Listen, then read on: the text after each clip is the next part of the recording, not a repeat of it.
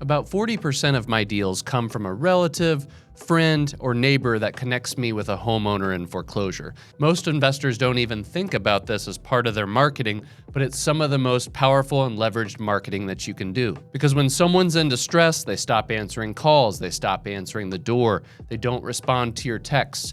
But if you reach out to their aunt, brother, sister, son, daughter, those people are still answering their phone. Those people may answer texts, they may answer the door. So instead of fighting through a locked door, I reach out to those who already have the key. And today I'm going to show you exactly how to do that, what to say, how to handle objections, and how this simple skill can unlock deals that 99% of investors miss. So as you might know, when a seller goes into foreclosure, embarrassment sets in fast. This is a really difficult time in their life, and oftentimes they're going to end up being like an ostrich sticking their head in the sand. They're going to stop communicating. They avoid anyone that asks questions. They don't want to answer the door. They don't answer their texts. And while there's tons of value of continuing to follow up with those people, a lot of times they're trying to break that door down to be able to speak to these sellers. All the while, I'm just walking right around the wall to talk to the people that can connect me. We're talking about aunts, cousins, good family, friends, whoever it might be that has an in with this seller. Let me give you an example. A while back, I found a house that was in foreclosure. House was completely vacant. It was in my hometown. It is the type of house that you have to have. You think about it even when you eat and you sleep. It's just like, I need this house. But I had tried everything to get a hold of this homeowner. I'd called, texted, emailed, direct mailed, door knocked, anything that you can imagine, I had tried. I had tried to talk to relatives from phone numbers that I've skip traced, anything. The guy was a ghost. So I gave it one last ditch effort, and I went ahead and looked him up on social media, and we happened to have a mutual friend. This mutual friend was from my church. They were a family friend. I knew them very well. I reached out to them, kind of explained the situation with the seller. They were really kind of reluctant to give me any information, but I used the script that I'm about to explain to you here in just a second, and they broke through. They ended up getting me on a 3-way call with this seller. The seller answered right away, met with me at the house the next day. He signed on the spot, and I ended up assigning this house for an $80,000 profit. Guys, these are the deals that make or break a business. They're the type of deals that get you off the income roller coaster and get you regular deals. So let's go through the script on how to connect with family, friends, relatives. Let's get it. All right, again, this is the niche acquisition script for contacting relatives or family or friends. This can work through text. This can work through a call. This can work for a door knock. It doesn't matter, but this is what can help you break through with these relatives. Okay, so again, use this after you have tried to get in contact with the homeowner. We don't want to air their dirty laundry for no reason.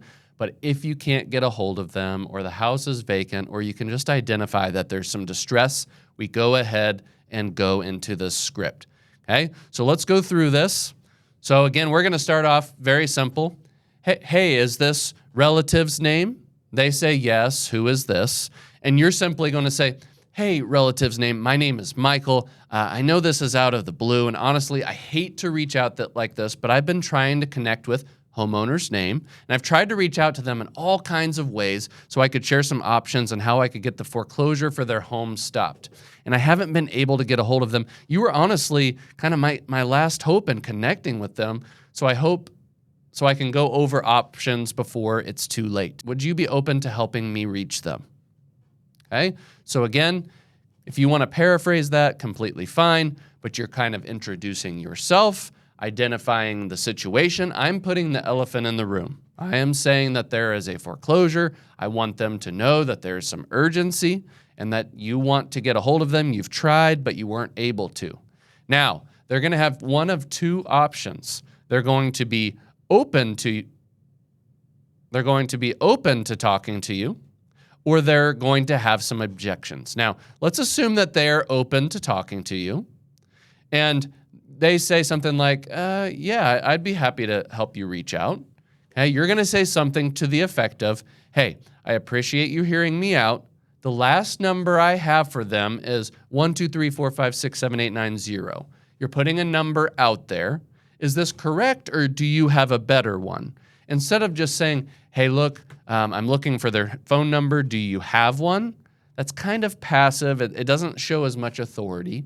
Instead, say, hey, here's the number I have on file. Is that correct, or do you have a better one?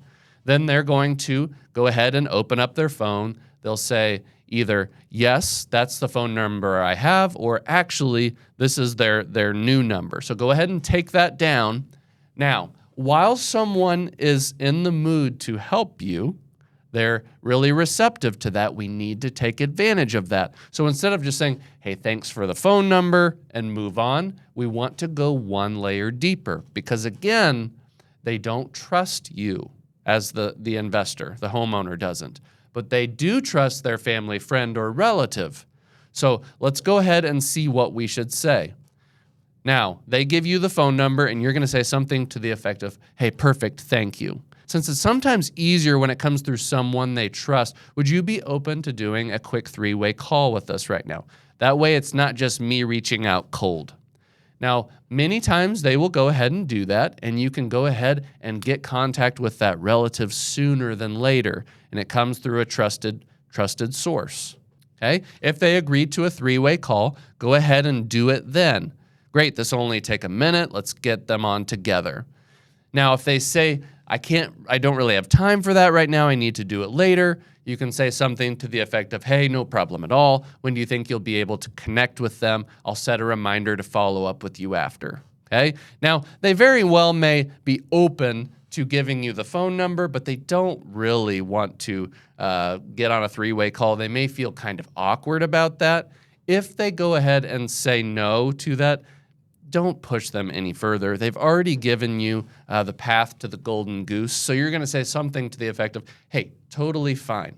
Thank you for confirming that number. I'll reach out respectfully and just share a couple of options that might help and politely end the call. Now, this is how we hope the conversation goes, that they just kind of roll over. They say, yeah, that's my family or friend. Let's go ahead and go through the process. They confirm the phone number. You have a three-way call or you don't. Either way, you've gotten a phone number, something to move forward with. Now, the vast majority of the time, they're going to have some objections. So let's see what that looks like next. Now, the first objection they're going to have is if you go through your opening line, hey, relative, my name is Michael. Sorry for reaching out to you out of the blue, et cetera, et cetera. Are you open to helping me reach out to them? And sometimes they're going to say yes, but most of the time they're going to say something to the effect of, yeah, I do know Charlie. He's kind of going through this. Here's what I'll do. I'll give them a call. Once I get a hold of them, I'll reach back out to you. Now, I know you guys, and I know how you operate. Most of you are going to lean away from resistance, and you're going to say, oh, that'll be great if you reach out to Charlie. I look forward to hearing back. That is a big no-no. Again, you have the opportunity now, lean into resistance. So instead of saying that, say something to the effect of this.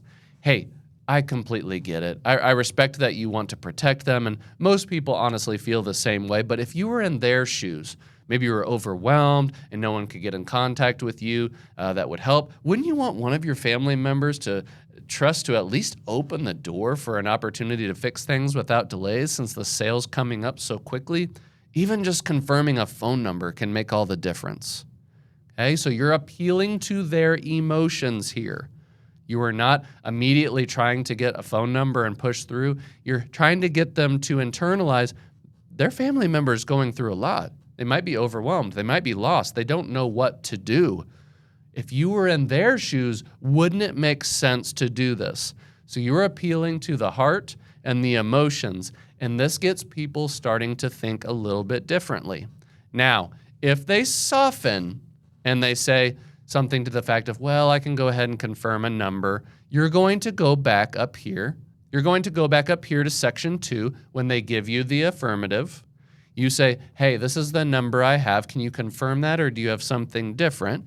And you're going to go down the path the same way that you did. Once you have the phone number, then you're going to ask for a 3-way call, and then you end the conversation as we've discussed before. Okay, now let's go back down here. They don't always, after our handler, go ahead and submit to what we're going to do. Oftentimes, they're still going to object. Hey, you seem nice enough, and I appreciate that, but I haven't talked to them a while. It just feels kind of awkward to reach out this way, and I definitely don't want to go behind their back and give their number without their permission. Again, this is the time where you usually just say, hey, I get it. Let's talk another time. No, we're going to go and take another pass. We're going to lean into resistance and do everything we can to monetize this opportunity when we have them on the phone. Okay? So if they still object, we're going to go to a little bit of a third-party story. So we're going to say something to the effect of, hey, totally understand. And I appreciate that you care enough to make the call and at least help me get a hold of them. The only reason I push for a quick connection now is because I've seen how easily time slips by. I mean, actually, just a few weeks ago, I spoke with a brother who told me kind of the same things that you're saying. I'll call him and get back to you. He meant well, honestly, but he got busy and a week or so went by, and by the time he reached back out, the sale date had already passed. The house was gone. He told me, I thought that they had more time. I wish they had connected. I wish I had connected you with them when you had first called. I don't want that to be the situation here for Charlie. Even just confirming a phone number can make all the difference. So again, if the first time we went back to them and we were trying to appeal to their emotions didn't work, this time we're giving it even more visual. And if it helps, it even helps more to try to appeal the story to their situation. So maybe they're the brother or the mother or the father or the aunt. Try to appeal the story that we're discussing to their situation, their relationship to the homeowner. So again, this time you'll see that I tried to appeal to them. Hey, I spoke with a brother last week. Make this very matter of fact. And if you have a third-party story that's actually true, it makes you sound so much better because you actually have conviction in the story. Now, if you don't have a story, you can use something like I've given you or come up with something generic that can get you through to the next level. Now, if they soften after the story, we're going to go back the same way that we've done before. If they give you a phone number, we're going back up here to section 2, and again, confirming that phone number and trying for the third-party call. If not, we go ahead and politely move on.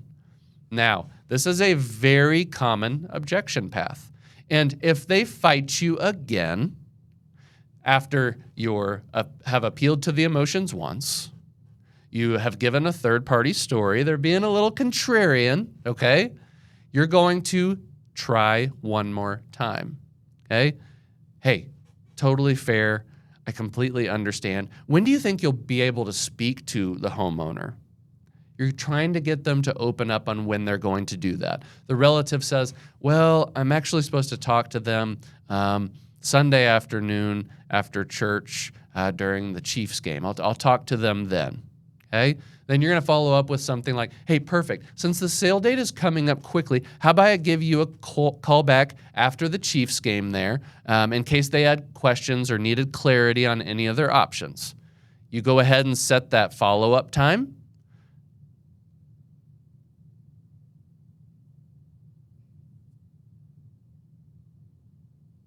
You go ahead and set that follow-up time, then actually follow up with them at the appropriate time. So again, we've thought through the objection once, twice, and even the third time we're trying to book a meeting from a meeting. If you have the opportunity, you must take it. Now, the most common objection is going to be this one here. Something to the effect of, hey, I'd rather talk to them myself. Well, let me give them a call and I'll get back to you. Study this handler system. This can definitely help. But there's also going to be some other ancillary objections they may use as well. So you've used your handler. They're going to say something to the effect of, hey, you seem nice enough, right? And Charlie is my family friend, but I just can't do this. There's so much pain in the family, and I just can't. I can't do it. Hey, we're going to try again and say, I completely understand. And I'm not even wanting to step in the middle of things, but sometimes not getting involved hurts the situation and them even more. I'll never forget an aunt I spoke to. She told me the same thing. I love them, but I don't want to get involved. That's their problem to figure out. She thought she was protecting the relationship by staying out of it. And a few weeks later, she called me back in tears. I remember it vividly. The home had gone to foreclosure, and she said, I thought giving them space was the best way to love them, but now I'll always wonder if I could have saved them from losing everything.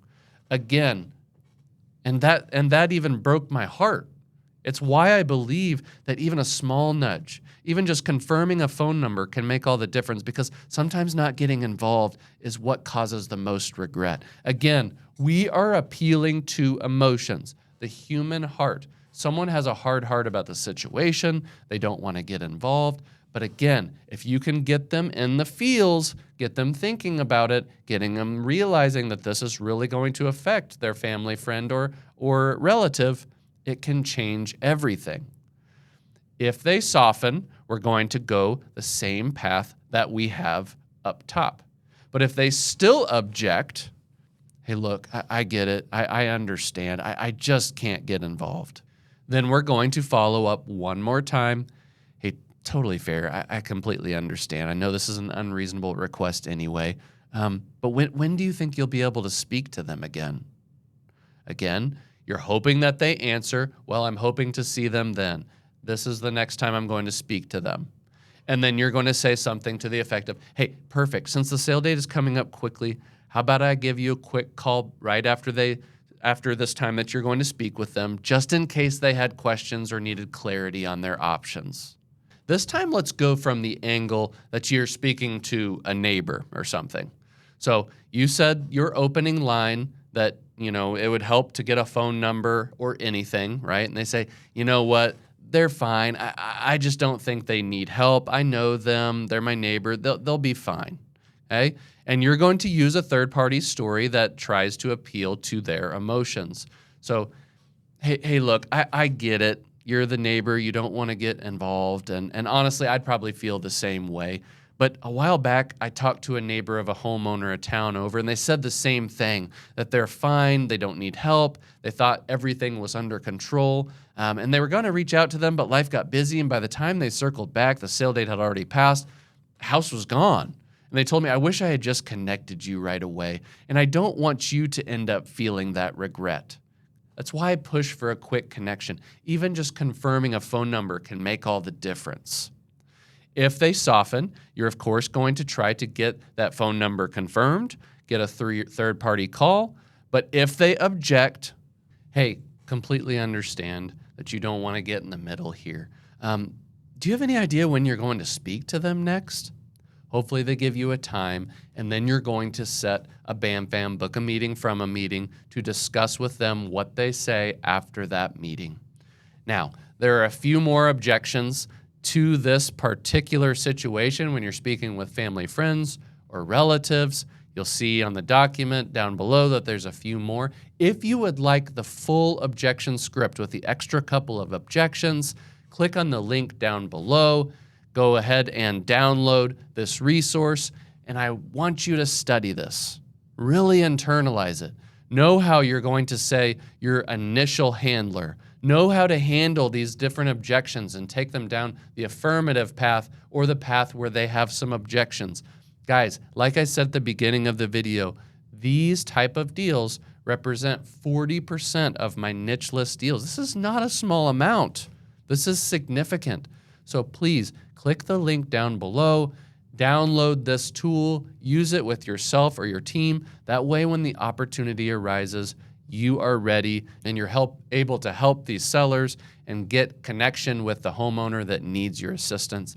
And if you want to sharpen your axe in a lot of different ways, we have the niche community down in the link below. You can talk to a member of my team and they would be more than happy to help you. We have all the different scripts that you can need, daily updated foreclosure data, and shortly new data, 6 or 7 more list. And we have the niche CRM that can take that data and automatically market. That way you can have more opportunities, more conversations, and make more impact in your community.